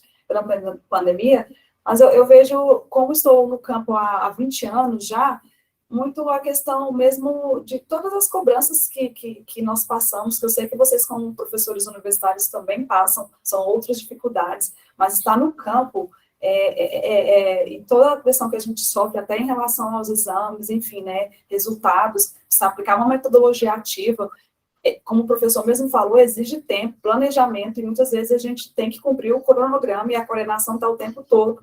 Por exemplo, domingo agora é a prova do Enem, segunda-feira eu vou ficar muito aliviada, porque foi muita pressão, foi outra avaliação que nós tivemos, uma nacional, esqueci o nome agora, mas enfim, fica difícil a gente conseguir aplicar essas metodologias, mas como o professor Lô Cosmose fala, o poder é hegemônico, mas não é homogêneo. Então, a gente encontra as brechas, e felizmente, por eu estar numa escola pública, eu consigo encontrar essas brechas, até porque minha coordenadora pedagógica, e isso é uma realidade muito fácil de ser encontrada nas escolas, elas são tão ocupadas com questões outras, que o pedagógico, elas não têm nem como fiscalizar. Então, eu estou ali dentro da sala de aula, eu coloco no planejamento algo, mas na prática, eu estou tentando fazer uma matemática humanista, uma matemática crítica, porque a minha coordenadora está muito ocupada com outras questões. Então, felizmente, eu consigo encontrar essas brechas, e eu não vejo a hora de estar de volta à universidade e conseguir realmente sustentação e aprofundamento em relação às metodologias ativas com o uso de tecnologias digitais. E o detalhe, eu escolhi exatamente a pesquisação, porque eu quero estar no campo, eu quero estar nesse cenário onde a pesquisa em educação, matemática, vá ao encontro da escola, do professor que está ali ansioso, precisando dessa formação, por questões diversas, ele só se vê dando aula, dando aula, dando aula, e foi o que aconteceu comigo, estive fora, mas se Deus quiser, estarei de volta em 2023. Obrigada. Que lindo relato, Bruna, muito obrigado. E assim, né, uma das coisas que você tocou, né, claro, não tem a ver exatamente com tecnologia, mas é assim, e que tenha certeza, né, a nossa briga também é essa, né, a gente briga por vocês também, né, nas esferas que a gente pode, sobretudo com relação à avaliação, né, avaliação, as avaliações de larga escala são algo completamente sem noção, né, absolutamente sem noção. Eu queria retomar aqui, a gente já está com o horário quase no finalzinho, mas o Renato fez uma provocação aqui a respeito da disciplina de pensamento computacional, né? Eu vou colocar isso num pacote, na verdade, né? Assim, disciplina de pensamento computacional, disciplina de empreendedorismo, disciplina de educação financeira, né? Gente do céu, assim, é tudo muito perigoso, na verdade, porque quando as pessoas fazem uma política pública e inserem determinadas coisas no currículo, elas deveriam pensar, mas elas não pensam na implementação desse tipo de coisa, né? Então, na prática, o que você tem visto hoje é mais ou menos um leilão de aula. Não é? Mas quem vai dar pensamento computacional? Faltou aula para eu preencher aqui nessa escola. Sou eu. Qual que é a tua formação? Eu sou da educação física. Né? Então, me parece, né, que essa implementação dessas questões aí, e também, aí eu acho que há três questões aí, né? O recurso humano, o material, né? Acho que são duas coisas mais importantes, né? O recurso humano e o material. Que tipo de material que está vindo para essa reflexão, né? E aqui, é claro, né? Eu estou falando de algumas questões mais práticas, em termos até de questão de política pública, mas daí eu quero ouvir o João, porque o João que trabalha com isso, né? Acho que não só o material, né? Que informação que está vindo, né? Não, nenhuma. Eu vou dizer assim, deve estar vindo talvez alguma coisa, mas quem está formando provavelmente essas pessoas é o material, né? É o material. Agora, eu não sei qual que é o material que está na escola pública. Eu tenho acompanhado muito a questão do empreendedorismo, por exemplo. É terrível, né? As pequenas coisas. Eu não fiz nenhuma pesquisa, vou pedir desculpa para vocês, mas assim, é uma percepção, dado um leilão de aula, de uma coisa muito, né? Então, na teoria, puxa, que bacana, tal, mas aí a gente vai ter que caminhar muito para chegar em algo adequado do meu ponto de vista. João, és tu. Mas, João desculpe atropelar, João. Eu acho que quando surgiu o termo, por exemplo, pensamento computacional na BNCC, ninguém teve tempo de fazer muita coisa, nem o pessoal da matemática e nem o pessoal da ciência da computação. Primeiro que o pessoal da ciência da computação não teve tempo suficiente para formar licenciados em computação. Né? Quem elaborou a BNCC e o próprio governo, começa lá em Temer, não bancou assim, nós vamos fazer o que vocês querem da ciência da computação e vamos fomentar a formação de licenciandos em ciência da computação. Porque para mim, isso era, a princípio, um papel deles. Mas eles resolveram a coisa de forma estranha e jogaram para a gente. E não houve tempo de produzir material, de produzir reflexão, de produzir, de formar pessoas. Eu penso que o tema pensamento computacional é muito interessante, muito atual e é muito útil para formar o sujeito da atualidade. Só que a gente não tem formação de licenciatura em matemática para isso ainda. Né? Então, a gente está buscando outras iniciativas e nos atropelos. Né? E as pesquisas nem conseguiram caminhar nesse sentido ainda. Então, nós nos encontramos nesse momento, em relação a esse tema, numa encruzilhada. Né? Ou seja, a aula de pensamento profissional aqui no estado do Paraná é distribuída para quem quiser, para quem tiver sobra. Tem gente de educação física, tem pessoas da sociologia, e que entram em sala e nem sabem o que significa a expressão pensamento computacional, e fazem qualquer coisa. Né? E aí o Estado, para agravar mais a situação, sabe o que ele faz? Ele dá formação de JavaScript. Quer dizer, o mantenedor não conseguiu entender ainda o que é isso, cara. Nem eles. Ainda bem que o nosso amigo, a secretária de Educação, minha esposa leu ontem um post, que ele foi para São Paulo. Ele vai prejudicar outro estado agora, né? Mas eu falei para ela assim, não vai adiantar muito, viu, Daiane? A minha esposa Daiane Lima, que está aqui na tela. Não vai adiantar muito, porque isso não é um plano do secretário, isso é um plano de governo, é um plano de ratinho, né? Mas quem sabe ele passe a ouvir a gente de algum modo, né? A gente vai dar algum tipo de tensão. O João, o meu grupo, outros grupos, o pessoal lá de Curitiba que está pesquisando isso, né? Até o Renato que vive questionando essas coisas. Quem sabe a gente fazer um tipo de tensão e produzir um tipo de formação específica para atender essa demanda dessa encruzilhada. João, desculpe te interromper, te atropelar, mas acho que eu senti vontade de falar isso. Nada, imagina, eu acho que é isso mesmo. A bem da verdade, Emerson, eu não tenho noção se há algum material, tá? Principalmente para a educação básica. Eu sei que os professores estão fazendo essa inserção igual o professor Sérgio falou. Então, e os cursos de licenciatura em computação, como estão, né? Será que está tendo ainda? Há muitos cursos. Você sabe, eu estou até colocando aqui no chat, eu tive o pós-doc agora, com um aluno que fez pós-doc comigo, ele fez esse mapeamento dos cursos de licenciatura em computação e o pensamento computacional, como que os cursos veem essa questão. Então, deixei ali no chat para vocês darem uma olhada, para ver o mapeamento que está sendo feito nisso, como que está sendo trabalhada essa questão do pensamento computacional dentro dos cursos de licenciatura em computação, tá? Acho que está bem legal, foi publicado agora em 2021, então ele é bem recente nessa questão. Mas ainda eu vejo essa parte do professor aí nessa formação, né? Como que será que um professor que não tem o conhecimento do pensamento computacional vai inserir o pensamento computacional dentro da escola, né? É uma coisa meio mecânica aí de inserção. Então, essa reflexão a gente tem que sair, igual o professor falou, igual o Renato, acho que está falando, como que a gente está trabalhando isso. A formação de um licenciado não é de um dia para o outro, né? A gente tem aí um período de 4 anos aí para formar. Então, como que a gente pode contextualizar essas questões dentro da sala de aula, dentro das disciplinas? E essas formações continuadas aí, acho que vale outras universidades mesmo fazendo essa ação aí para tentar auxiliar nessas questões. A gente tem muitos materiais aí, muitas pesquisas já saindo sobre pensamento computacional, principalmente essas formações dentro dos mestrados. Eu acho que é sempre interessante essa divulgação, né? De ações que possam ser trabalhadas. É muita luta mesmo, que a gente tem que ter aí para a inserção. Mas estamos aí, né, firme e forte nesses contextos. Não sei se eu respondi, se querem conversar um pouco mais. Igual o professor Sérgio falou, a gente tem um tempinho aí. Eu acho que a Suzana, eu não sei como que é o processo de liberação depois das gravações. Eu não sei se o Sérgio sabe alguma coisa, o Emerson. Mas Não sei não, mas eu também adoraria poder rever as falas, porque foi muito enriquecedor.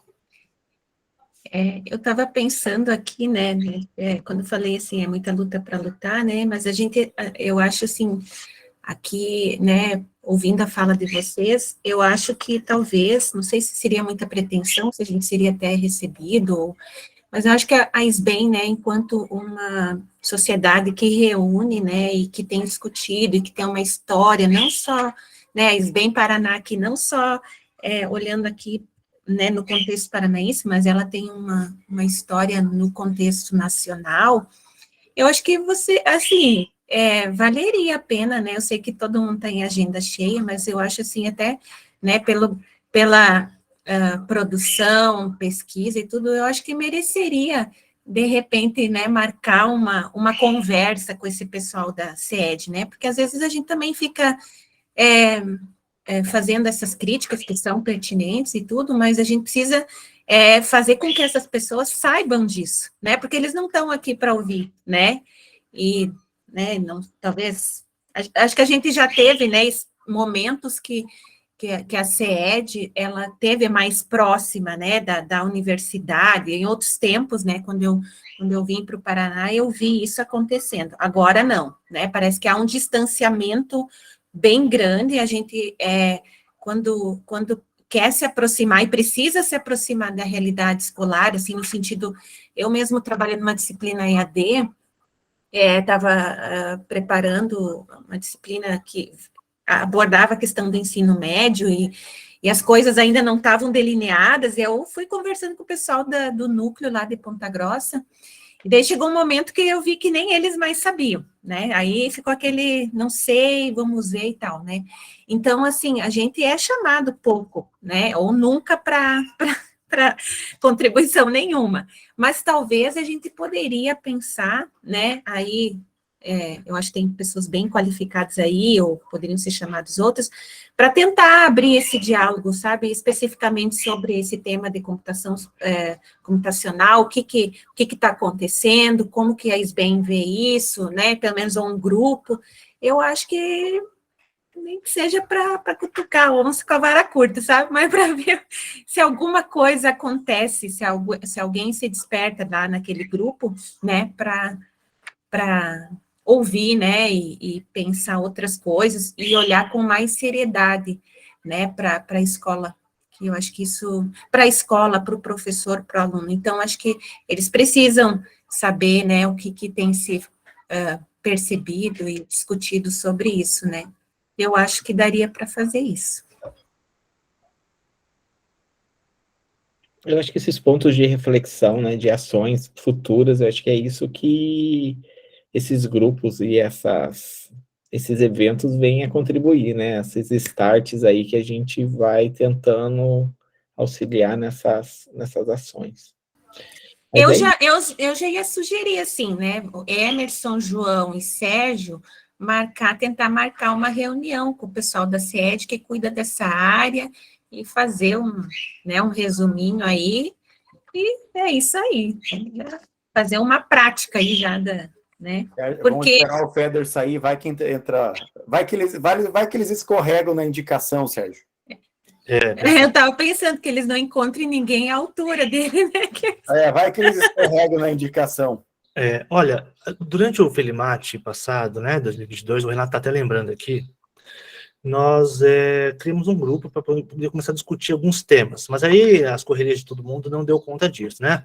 Mas eu penso que talvez uma pauta levantada aqui seja de fato a gente tentar discutir como que esse negócio de pensamento computacional, por exemplo, está sendo pensado na escola, né? Pensar com uma coisa, eu acho que a partir de alguma coisa a gente precisa começar a fazer isso, né? Então a gente criou esse grupo, as discussões não foram longe, mas a gente poderia pensar em deixar esse grupo mais ativo, né? E começar a pensar antes de marcar, Marcelo, uma conversa com a SED, assim, ó, que pauta que a gente poderia pensar e que a gente poderia levar para conversar com as pessoas. O Renato propôs uma coisa, ele não está falando aqui, mas acho que ele deveria falar por voz, né? O Renato falou assim, que tal a gente começar a pensar em uma disciplina interinstitucional, entre as instituições, que a gente formasse professores a respeito de pensamento computacional, por exemplo, e que as graduações encaixassem isso de alguma forma nas suas grades curriculares, ou que aceitasse essa disciplina como disciplina optativa, o que seja, na formação do cara, para que o cara pudesse se empolgar em fazer essa disciplina, e que a gente oferecesse via o meu grupo, o grupo do João, o grupo do Emerson, o grupo do Renato, quem mais estiver interessado, o grupo da Marceli, outras pessoas que estiverem aqui interessadas, né, promover essa disciplina. Eu acho que isso é uma coisa muito interessante. E a outra coisa é fomentar um debate sério em torno do pensamento computacional, porque ele tem sido feito muito mal e porcamente no estado do Paraná. E a gente chamar, de repente, alguém, né, encarregado da SED, e falar, viu, a gente queria ouvir de vocês qual que é a proposta e queria levar trazer para o debate, conversar, dar nossa contribuição, né? Tentar dialogar com eles, mesmo que eles sejam de posições políticas muito diferentes das nossas, né? Eu acho que seria interessante a gente começar a dialogar. Eu acho isso, gostei muito do que você falou, Marceli. Eles não estão aqui para ouvir, nossas críticas são interessantes, mas eles não estão nos ouvindo. Então, que tal encontrar caminhos para que eles nos ouçam? Eu gostei da ideia. E aí eu posso divulgar o link do grupo aqui, quem tiver interessado entra, e a gente começar, Renato, de fato, a movimentar isso. Conversar sobre isso mesmo. O que vocês acham? Eu penso que acho que no último Felimate eu fiquei na educação especial, não fiquei acho que na tecnologia. Também não sei do grupo. Mas antes de nós finalizarmos, acho que a gente, quem se sentir à vontade aí, abrir a câmera, acho que a gente podia tirar uma foto aí para divulgação nas redes sociais, aí que o grupo de discussão de tecnologias está aí em evidência, né? A gente está aí propondo novas ações.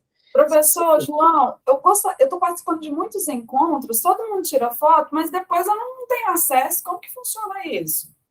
Fica no Facebook, fica acho que nas redes sociais, cada um. Mas eu acho que depois eu mando para a Suzy, eles disponibilizam aí, acho que no site do evento, está sendo... Tá bom. Eu vou marcar o evento na nossa foto, se todos permitirem, daí é divulgado aí para todo mundo, tá? Tá bom. Obrigada. Agora deixa eu só sair as... Sorriam. Aí, deixa eu ver como ficou. Tá ótimo. Eu falo tá ótimo porque eu fiquei meio da foto, agora os outros eu não abri muita foto para ver. Pessoal, eu não sei como que fica, se Ana, eu acho que termina a gravação, né? Se alguém quiser ficar conversando, eu não sei como que funciona. E acho que o próximo já é a palestra final, né? O plenário final. Bom, finalizamos nós, então.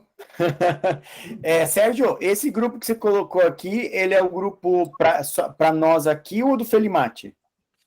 Então, é o grupo envolvendo o pessoal do Felimate e agora com essas pessoas aqui, né? Aí quem quiser entrar, e aí a gente começa a movimentar esse tipo de debate aí, né? Beleza. Eu acho que uma pauta legal vai pensar nessa disciplina a princípio, depois pensar na pauta que a Marceli apresentou, da gente fazer demandas para a SED.